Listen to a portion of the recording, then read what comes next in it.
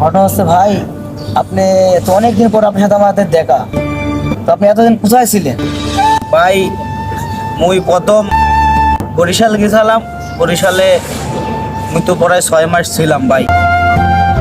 তখন যে অবস্থা ভাই বরিশাল্লা, তারা ওই দেশে তো মনে করলাম দীর্ঘদিন থাকবো। বরিশাল্লা মেয়েরা কিন্তু অনেক সুন্দর ভাই, জানেন না? মনে করলাম অনেক একটা বিয়ে শাদী করে ওখানেই থাকবো।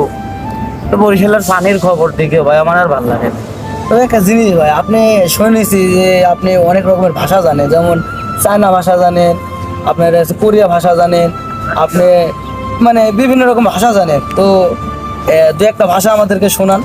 তো এখন আপনি কোন জায়গার ভাষা শুনতে চাইতেছেন? আপনি ঢাকার ভাষা সবচেয়ে শুনতে ভালো লাগে আপনার ঢাকার ভাষা, বা আপনার হচ্ছে অন্য অন্য জায়গাতে এলাকার ভাষা আপনার, যেমন বলতে গেলে আপনার টাঙ্গাইলের কিরকম একটা টান টান ভাষা।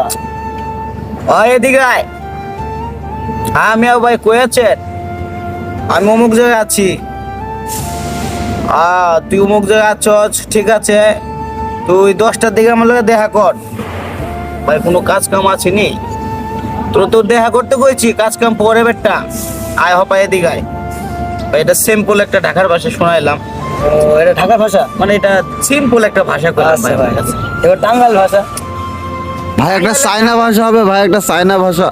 Thank you了吗？哎呀，列车户，对着嘛你呀，错啊！ বাহ, গুড। এত সুন্দর ভাষা আপনি জানেন, এটা শিখলেন কোথা থেকে? আমি দীর্ঘদিন চায়নার সাথে জব করেছি। জবের মাধ্যমে অনেক কিছু ভাষা শিখেছি। তা এক জায়গায় থাকলে অনেক কিছু চর্চা হয়। আসলে আমি দীর্ঘদিন ওখানে জব করার পরে আমি কিছু কিছু ভাষা শিখেছি। ওটা দিয়ে শিখছি ভাই।